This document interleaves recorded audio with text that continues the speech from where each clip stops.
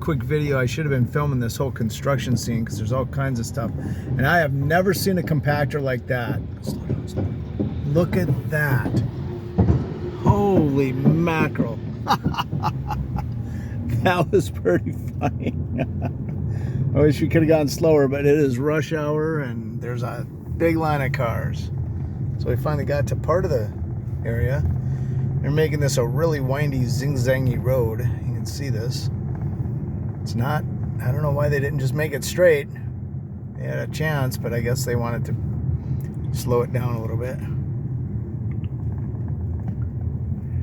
Let's see if there's anything more interesting coming up. I'll throw it on the end here.